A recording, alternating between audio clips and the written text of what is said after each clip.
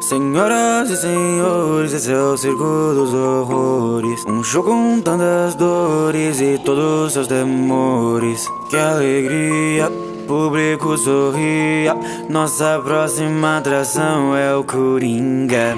Eu sou um agente do caos, é o que acontece quando você cresce entre bêbados e meretrizes. Gosto de fazer o mal, eu tô sempre sorrindo. Quer saber como ganhei minhas cicatrizes? Então eu sou esquisito, só porque eu não me encaixo no seu padrãozinho. Não sabia que a loucura é como a gravidade. Só precisa de um empurrãozinho, matando e rindo, sério eu nem ligo. Enquanto for divertido pra mim, eu sou maníaco, dou um sorriso, porque no mundo só o caos não tem fim. Vocês me olham e me julgam como se no fundo vocês também não fossem assim. E eu pensava que as minhas piadas eram ruins. Tão insano que eu tenho área VIP em Arkham. Mais louco que o mundo, mais louco que o Batman.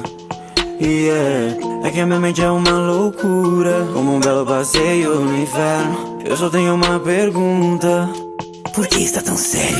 Sou só eu? Ou o mundo tá ficando mais louco? Quem mais percebeu? Decidiu em tudo botar fogo.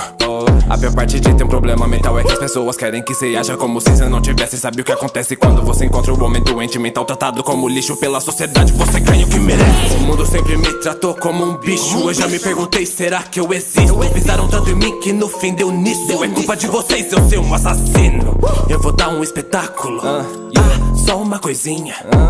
Quando for me anunciar, poderia me chamar de Coringa.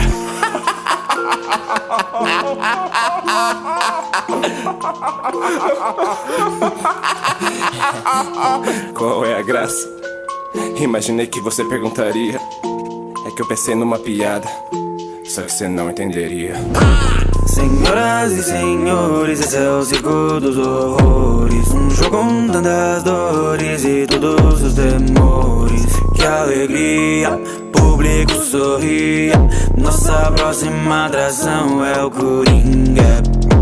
Senhoras e senhores, esse é o circo dos horrores. Um show com tantas dores e todos os temores. Que alegria, público sorria.